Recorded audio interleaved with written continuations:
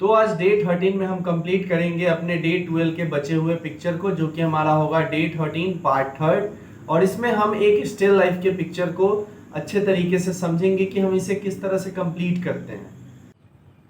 Hello friends, तो day 11 में हमने इस पिक्चर को ड्रॉ करना सीखा था। डे 12 में हमने सीखा कि इस पिक्चर को हम शेड कैसे करते हैं और किस तरीके से हम अपने पिक्चर को क्लियरफाई करते हैं। और आज है हमारा डे 13 जो कि पार्ट थर्ड है हमारे इस पिक्चर को कंप्लीट करने का। तो इस पिक्चर को कंप्लीट करने के लिए हमने आपको बहुत सारी ऐसी चीज़ें थी जो कि पार्ट 12 में आपको बताई थी, लेकिन वीडियो लंबी हो जाने के कारण हमने इसे पार्ट थर्ड में कन्वर्ट किया है। तो पार्ट थर्ड भी आप पूरा देखें, अंत तक देखें, और जो सीखने वाली चीज़ थी हमें उसे कमेंट में बताएं। और हम इस पिक्चर को आज कंप्लीट करेंगे और ये हमारा आज पार्ट थर्ड लास्ट होगा। और फिर हम दूसरे पिक्चर पे वर्क करेंगे और आपको डे बाय डे नई नई चीज़ें सिखाएंगे ड्राइंग्स में। आप जो भी लोग बिगिनर्स हैं, जो भी सीखना चाहते हैं, वो वीडियो उसको पूरा देखें और वीडियो से सीखें, क्योंकि आप सीखेंगे तो हमें अच्छा लगेगा। चलिए आते हैं अब इस मेन टॉपिक पे। हमारा है जो कि हैचिंग के थ्रू हम इसे शेड कर रहे थे, और ये सबसे इम्पॉर्टेंट होता है हमारा ड्राइंग्स में हैचिंग। क्योंकि हैचिंग आप हल्की करो, डार्क करो, ज़्यादा करो, कम करो, डजेंट मैटर, ये आपको रिज़ल्ट अच्छा देगा। शेडिंग करते हैं, हम लोग शेड करते हैं किसी चीज़ से, जैसे ब्लेंड करते हैं, लेकिन हम जो हैचिंग के थ्रू, स्टार्टिंग प्रोसेस हमारा हैचिंग ही होता है। अगर हमें किसी चीज़ को ब्लेंड भी करना है तो ब्लेंडिंग में हमें हैचिंग की ज़रूरत पड़ती है। तो हैचिंग हमारे लिए बहुत इंपॉर्टेंट है। इसके लिए आप पेपर पे प्रैक्टिस कर सकते हैं, न्यूज़पेपर पे, जैसा मैंने डे 1 और डे 2 में बताया था आपको कि प्रैक्टिस बहुत इंपॉर्टेंट है, बेसिक प्रैक्टिस इंपॉर्टेंट है। चलना सीखेंगे तभी दौड़ेंगे। तो यहाँ पे जो हमारा पिक्चर है, जैसे इसमें हमने लीफ को ड्रॉ किया था, ये सारे के सारे फ्री हैंड मैंने ड्रॉ किया था। फ्री हैंड ड्राइंग मैंने बताया कि क्या होता है। हम अपने हैंड को पूरा फ्री रखते हैं और उसे हम शेड भी फ्री हैंड ही करते हैं। जैसे इसे पिक्चर को हमें शेड करना है तो हमने पेंसिल को पकड़ा है इस तरीके की, सिर्फ ये दोनों हमारे पेपर को टच करते हैं। इसके अलावा और हैंड का कोई भी पार्ट टच नहीं होता है। जनरली हम अपने वीडियोस स्टैंड मोड में बनाते हैं, जैसे हम खड़े होकर वीडियो बनाते हैं, ताकि हमें हर चीज़ सबसे पहले वो दिखाई दे। जो भी चीज़ बैठ के बनाते टाइम हो सकता है कुछ पार्ट ऐसा हो जो टेढ़ा दिखाई दे, और टेढ़ा होने के बाद भी वो सीधा दिखाई दे। तो इन चीज़ों के लिए सबसे इम्पॉर्टेंट होता है कि हम पहले अपने पोस्चर को कंफर्टेबल कर लें। आप जिस पोस्चर में ड्राइंग करना चाहें, आप बेड पे बैठ के ड्राइंग करने में कंफर्टेबल है, डजेंट मैटर, आप वहाँ पे बैठ के ड्रॉ कर सकते हैं। लेकिन जो नॉर्मली आर्टिस्ट जनरली होते हैं, वो जब भी कुछ ड्रॉ करते हैं, जब भी अपने आर्ट वर्क्स को करते हैं, तो वो पहले अपने पोस्चर को डिसाइड करते हैं। जनरली खड़े होकर ही ड्राइंग्स बनाते हैं आर्टिस्ट जो भी होते हैं, और इससे क्या होता है हमारा कि हम अपने ड्राइंग्स को बार बार दूर से देख पाते हैं। जैसे बैठ के अगर बना रहे हो तो आप ड्राइंग्स को कितना ज़्यादा दूर कर सकते हो, कुछ काफ़ी स्पेस नहीं दे सकते हो ड्राइंग को, लेकिन ड्राइंग्स को नज़दीक से भी देखने की ज़रूरत है और दूर से भी देखने की ज़रूरत है। नज़दीक से अगर आप ड्राइंग को देखते हो तो ड्राइंग्स की बारीकियाँ नज़र आती है, दूर से देखते हो तो उसके प्रोपोर्शन, कॉम्पोजिशन, ये सारी समझ आपको आती है। जितने दूर से अपने ड्राइंग्स को देखोगे, अब बहुत ज़्यादा दूर नहीं जाना है, जनरली आपको 3 से 4 फीट की दूरी पे अपने ड्राइंग्स को रखना है। अगर आप A4 साइज़ में ड्रॉ करते हो, A3 में ड्रॉ करते हो, तब आपको थोड़े से डिस्टेंस को और बढ़ा लेने हैं। इससे क्या होगा कि जो भी उसका प्रोपोर्शन और कॉम्पोजिशन है, जो भी शेड एंड लाइट है जो आप दे रहे हो अपने पिक्चर्स में, उसे आप समझ पाओगे अच्छे तरीके से। मूवमेंट्स क्या है आपके ड्राइंग्स में, किस तरह की आप शेडिंग दे रहे हो, वो सारी चीज़ें जो होंगी वो आपको समझ में आ जाएंगी जब आप अपने पिक्चर को थोड़े से डिस्टेंस से देखोगे। बनाने के लिए जो बारीकियाँ होती हैं, उस बारीकियों को आप एकदम नज़दीक से देखेंगे, जो कि हमारा व्यू साइट होता है कि हम अपने पिक्चर को देखने के लिए इतने नज़दीक से देख सकते हैं। जैसे 4 हैंड स्पेन, आप चाहो तो 4 बित्ता जिसको बोलते हैं, 4 बित्ते की दूरी से आप ड्राइंग को कर सकते हो। और अगर आप ड्राइंग्स को की बहुत ज़्यादा बारीकियों को बनाना चाहते हैं, तब आप 1.5 और 2 हैंड स्पेन का डिस्टेंस रखेंगे, तो वो ज़्यादा सही रहेगा आपके लिए। क्योंकि स्टार्टिंग में जब हम ड्राइंग्स को बना रहे होते हैं तो हमारे और ड्राइंग्स के बीच की दूरियाँ काफ़ी ज़्यादा होती है, क्योंकि हमें पता नहीं होता है हमारे पोस्चर्स किस तरह के होने चाहिए, वो नहीं पता होते हैं, बस हम ड्राइंग्स को करते चले जाते हैं।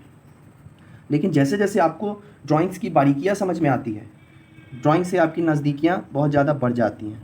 आप डिस्टेंस को बहुत ही डिस्टेंस आपका बहुत ही कम हो जाता है ड्राइंग्स के और आपके बीच के।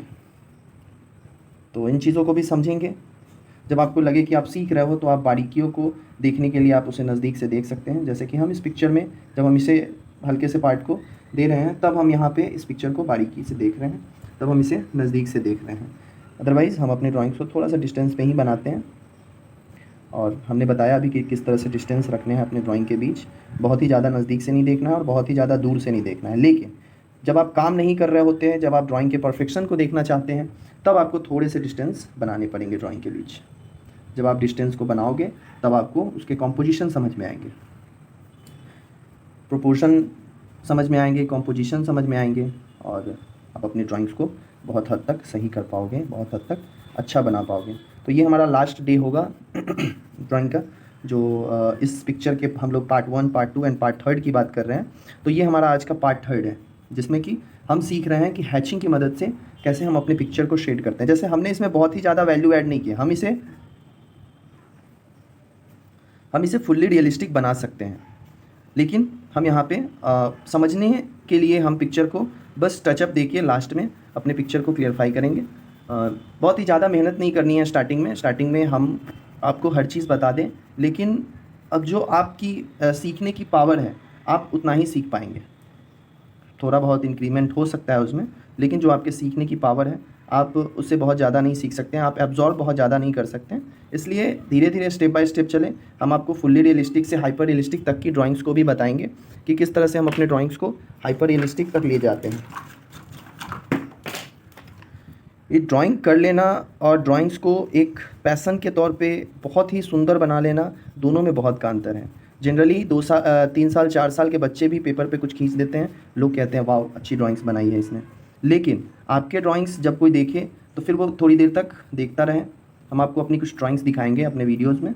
तो अभी फ़िलहाल हम इस चीज़ को सीखेंगे, इस चीज़ को समझेंगे, और प्रैक्टिस सबसे इम्पॉर्टेंट है।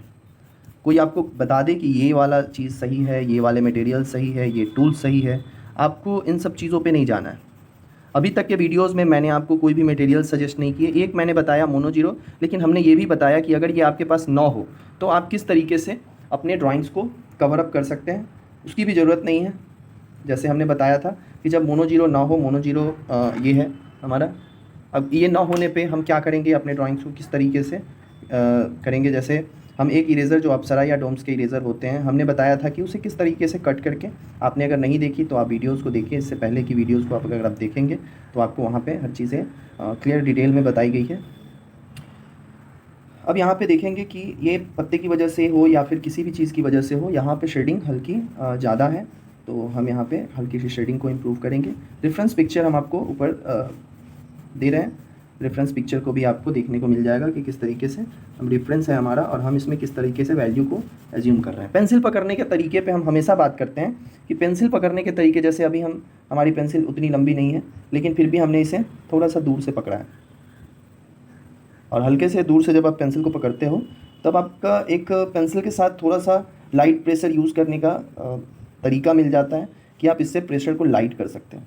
आप नज़दीक से ऐसे पकड़ रहे हो पेंसिल, और पेंसिल को इतने ज़ोर से पकड़ रहे हो, हैंडल नहीं हो पा रहा है। लिखने के लिए सही है ये, लेकिन अगर आपको शेडिंग करनी है तो आपको पेंसिल को हल्का सा डिस्टेंस पे पकड़ना होगा, बहुत ही ज़्यादा डिस्टेंस से नहीं। अब जैसे लाइट शेड लंबी लंबी लाइंस देनी है तो आपको पेंसिल को थोड़ा दूर से पकड़ना है। अब इसी लाइंस को आपको अगर मर्ज करना हो तो हम देखिए थोड़ी सी शेडिंग, थोड़े से पेंसिल को हल्का सा आगे की तरफ पकड़ेंगे और तब इसे शेड करेंगे। ये आपके लिए बेनिफिशियल होगा कि पहले पेंसिल को होल्ड करना सीखें। पेंसिल को जब आप होल्ड करना सीख जाते हैं तो ड्राइंग्स आपकी पहले से ज़रूर बेटर हो जाएंगी। और कोशिश करिए प्रैक्टिस जितनी कर सकते हैं, क्योंकि हर बार हम प्रैक्टिस पे ही बात करते हैं कि प्रैक्टिस जितनी ज़्यादा होंगी ड्राइंग्स उतने अच्छे होंगे। कम प्रैक्टिस करने के बाद आप कितने भी वीडियोस देख लें, आपको यूट्यूब पे बहुत सारे ऐसे टीचर्स मिल जाएंगे जो अपने वीडियोस में हर चीज़ को डिटेल से बना के दिखाते हैं, लेकिन वहाँ पे आप बस देख लो, लेकिन सीखने के लिए फिर आपको प्रैक्टिस करनी होगी। बहुत लोग आपको बताएंगे कि ये वाले टूल्स अच्छे होते हैं, ये वाले टूल्स अच्छे होते हैं। Tools doesn't matter. आप एक कोयले के टुकड़े से भी ड्राइंग्स बना सकते हो, अच्छी ड्राइंग्स बना सकते हो, अच्छी शेडिंग दे सकते हो। तो फोकस आपको करना है सीखने पे। जितना आप प्रैक्टिस करेंगे, जितना ज़्यादा सीखने की आप में ललक होंगी, आप उतने अच्छे से ड्राइंग्स को सीख पाएंगे। तो आज का वीडियो भी हमारा लगभग 10, 12, 15 मिनट का जो भी होगा, लेकिन हमें इस वीडियो को लास्ट करना है और फाइनल रिज़ल्ट हम आपको पोस्ट में, यूट्यूब के पोस्ट में हम सबमिट करेंगे। इंस्टाग्राम के लिंक्स भी हमारे इस वीडियो में है, इस यूट्यूब चैनल में आपको मिल जाएंगे इंस्टाग्राम के लिंक, और वीडियो के डिस्क्रिप्शन में भी लिंक मिल जाएंगे, तो आप वहाँ से भी फॉलो कर सकते हैं। तो इस तरह से करके हम अपने ड्राइंग्स को कवर अप करते हैं। जो भी हमारा लाइट पार्ट है, जो भी हमारा डार्क पार्ट है, हमें उसे कवर अप करना है। अब जैसे हमने यहाँ पे हाथ गंदे होने की वजह से हमने सपोर्ट नहीं लिया, बट हमारा जो दूसरा सपोर्ट है वो ये है, तो हमने इसे सपोर्ट लिया और इससे सपोर्ट लेके हम इस चीज़ को क्लियर कर रहे हैं। तो कहीं पे आपको सपोर्ट लेना है, कहीं पे आपको सपोर्ट नहीं लेना है, तो ये चीज़ आपको प्रैक्टिस से पता चलेगी। आप जिस तरह से प्रैक्टिस करोगे आपको ये सारी चीज़ें वैसे ही क्लियरफाई होती चली जाएंगी। और ध्यान देते रहना है अपने इम्प्रूवमेंट्स को। आपको सबसे पहले अपने कोई भी ड्राइंग्स को आपको ये नहीं कहना है कि हमारी ये ड्राइंग्स बहुत ही ज़्यादा ख़राब है, हम ये ड्राइंग्स नहीं कर सकते हैं, ये सारी चीज़ें नहीं है। आप अगर सीख रहे हो तो आपको इम्प्रूवमेंट पे फोकस करना होगा, आपको डेली के इम्प्रूवमेंट्स देखने होंगे। आप जैसे आज आपने सीखना शुरू किया तो आप 10 दिन पहले की ड्राइंग्स को देखो और 2 दिन बाद की ड्राइंग्स को देखो, तब आपको पता चलेगा। जैसे 2 दिन बाद आप सीख रहे हो, 2 दिन बाद आप अपनी ड्राइंग्स को देखो, 2 दिन पहले की ड्राइंग्स को देखो, 10 दिन पहले की ड्राइंग्स को देखो, तो ऐसे करके आप अपने इम्प्रूवमेंट को खुद देख सकते हो। जैसे कभी कभी क्या होता है कि लोग हमें बताते हैं कि आपकी ड्राइंग्स में ये गलतियाँ हैं, भले ही उन्हें ड्राइंग के बारे में नॉलेज नहीं होता है, बट हम ये नहीं कहेंगे कि उन्हें ये चीज़ नहीं पता कि आप में गलतियाँ कहाँ हैं। उन्हें पता चल जाएंगे बेशक, क्योंकि वो ड्राइंग्स नहीं देखते आ रहे हैं इससे पहले से अगर, बट वो जनरली पिक्चर्स तो देखते हैं फ़ोन में। जैसे पिक्चर्स आप लेते हो तो इन सब चीज़ों को तो वो देखते हैं, तो इससे उनको पता चलेगा कि आपने ड्राइंग्स में कहाँ गलतियाँ की हैं। तो अगर कोई आपकी ड्राइंग्स की गलतियों को बताए तो ये भी अच्छी बात है कि यहाँ भी आपको सीखने को बहुत कुछ मिलेगा। दूसरों की गलतियाँ, दूसरों की बताई गई गलतियों से आप अपने आप को सुधार सकते हैं। जो आपके अंदर की गलतियाँ हैं वो दूसरे ही बताएंगे और फिर आपको बस उसमें सुधार करना है। खासकर ड्राइंग्स में जो भी आप गलत करते हो, जैसे भी आपके स्ट्रोक्स अगर कहीं गलत हो रहे हैं, आपके कॉम्पोजिशंस गलत हो रहे हैं, तो वो दूसरे आपको ज़रूर बताएंगे। और बताने के साथ साथ आपको उनसे सीखना भी है कि आप यहाँ गलत कर रहे हो तो आपको सही कर लेना है। बाकी इस तरह से हम आपको ड्राइंग्स के जितने भी टिप्स एंड टेक्निक्स हैं हम आपको हमेशा देते रहेंगे और धीरे धीरे हम चलेंगे रियलिस्टिक की ओर। अभी ये उतना रियलिस्टिक हमें नहीं लगता है, हमने बस इसे आपको प्रैक्टिस कराने के लिए आपको बस मूवमेंट्स बताए कि इस तरह के मूवमेंट्स देने ज़रूरी होते हैं। इस तरह से आप जब मूवमेंट्स को देते हो तो आपके ड्राइंग्स पहले से ज़्यादा अच्छे हो जाते हैं। जो भी आप आज तक करते आए हो, जो भी मूवमेंट्स के अकॉर्डिंग आप शेडिंग करते आए हो, बट यहाँ पे कोई स्मजिंग नहीं है, कोई भी ब्लेंडिंग टूल्स को हमने यूज़ नहीं किया है। हमने टोटल की टोटल ड्राइंग्स हमने शेडिंग के थ्रू ही दिखाई है। तो शेडिंग जो हमारा टेक्निक है वो है क्रॉस हैचिंग। क्रॉस हैचिंग के थ्रू हम अपने ड्राइंग्स को शेड कर रहे हैं और ये हमें रिज़ल्ट मिल रहा है। ऐसे करके हम अपने ड्राइंग्स को कवर अप कर रहे हैं। आपको हर वीडियो को देखना है, पार्ट 1 से लेके पार्ट 3 तक। वीडियो लंबी होने की वजह से हमने इसे टुकड़ों में बांटा है। लेकिन देखिए, अगर हम आपको सिखाने के व्यू से, अगर अपने व्यू से वीडियोज़ को तैयार करें, तब हम एक वीडियो को टाइम लैप्स करके जैसे 2 घंटे 3 घंटे हमने इस पिक्चर पे काम किए, तो अगर इन चीज़ों को आप नहीं देखोगे, कंटिन्यूअसली काम करते हुए पिक्चर को अगर नहीं देखोगे, तो टाइम लैप्स वीडियो में हम बस अपने एक्सपीरियंस को शेयर करेंगे। हम बस अपने एक्सपीरियंस जो हमारे इतने साल के रहे हैं, हम कैसे बनाते हैं वो शेयर करेंगे, थोड़े बहुत टिप्स एंड टेक्निक्स आपको दे देंगे। लेकिन जो मेन हमारा सीखने का मोटो होता है, जैसे अगर जो पिक्चर को मिलके हम अगर 20 घंटे में या 25 घंटे में कंप्लीट करते हैं, उनकी वीडियो अगर हम 10 मिनट में आपको समझाने की कोशिश करें, तो ये किस तरह से पॉसिबल है ये आप खुद जान सकते हैं।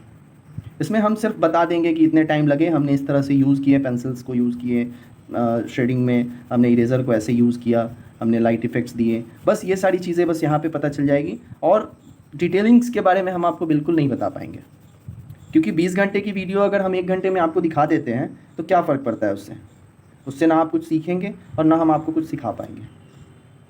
ड्राइंग्स को सीखने के लिए पहले उसे समझने की ज़रूरत है। आप जितना समझेंगे आप उतना ज़्यादा सीखेंगे। कुछ चीज़ें हैं जिसे हमने क्लियरफाई नहीं किया है इसमें, तो हम उसे बाद में क्लियरफाई करेंगे। जितना आप टाइम देंगे, जैसे अगर हम इसी शेडिंग को अगर हम मर्ज करके ब्लेंड करके बनाना चाहें तो वो भी पॉसिबल है। ब्लेंड करके भी हम इसे बहुत अच्छे तरीके से बना सकते हैं। ब्लेंडिंग स्टम्प हमने बताया था आपको, टिश्यू पेपर बताया था, वो भी हमने पुराने वीडियो में बताई थी कि 7 तरीके से हम अपने ड्राइंग्स को कैसे ब्लेंड कर सकते हैं। तरीके बहुत हैं, लेकिन हमने बताए थे आपको कि 7 टिप्स फॉर ब्लेंडिंग। पिक्चर को ब्लेंड कैसे करते हैं, उसके अलग अलग तरीके हैं, और उस तरीकों को जब आप समझेंगे, जब आप सीखेंगे, तब आपको असली वैल्यू पता चलेगी शेडिंग की, असली वैल्यू ब्लेंडिंग की पता चलेगी कि किस तरह से हम अपने पिक्चर को ब्लेंड करते हैं और कितना ज़रूरी है हमारे लिए ब्लेंडिंग। कौन कौन से टूल्स हमारे लिए ज़रूरी है, हमने स्टार्टिंग उस टाइम भी आपको बताया। जैसे बच्चे ब्लेंडिंग टूल्स, ब्रश, मेकअप, बहुत महंगे महंगे ब्रश खरीद लेते हैं, बट मैटर नहीं करता है आपके लिए महंगे टूल्स और महंगे ब्रश। आपके लिए मैटर करता है कि आप सीखते कितना अच्छा है। अगर आप नहीं सीखते हैं, जनरली आप 2 दिन 3 दिन प्रैक्टिस करके छोड़ देते हैं, तब आप नॉलेज नहीं ले पाएंगे इन सब्जेक्ट में। आपको इन करना होगा इस सब्जेक्ट के लिए, आपको हर चीज़ समझना होगा, एक एक पोर्शन समझना होगा। ये वीडियो आज लास्ट है इसलिए थोड़ा सा ये लंबा हो गया, तो वीडियो को पूरा देखें, और शायद आपने वीडियो को पूरा देखा होगा तभी आप यहाँ तक पहुँचे हैं।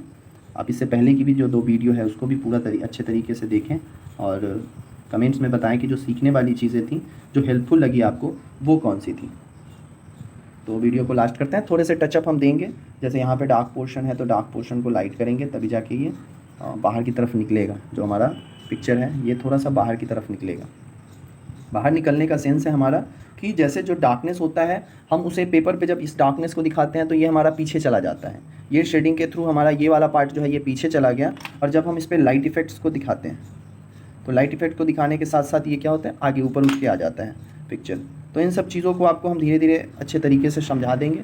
बस आपको वीडियोस को कंटिन्यू देखना है, और अपने पास एक स्केच बुक और एक सेट पेंसिल का, जो कि हमने आपको बताया था स्टार्टिंग में कि फेबर कैसल की पेंसिल आपको ले लेनी है। तो इन सब चीज़ों का सिंपल टूल्स और टेक्निक की मदद से आप अपने ड्राइंग्स को बहुत ही ज़्यादा सुंदर बना सकते हैं। वीडियो देखने के लिए बहुत बहुत धन्यवाद। ज़्यादा से ज़्यादा सब्सक्राइब करें, लोगों को शेयर करें और सीखें। Thank you. Have a nice day.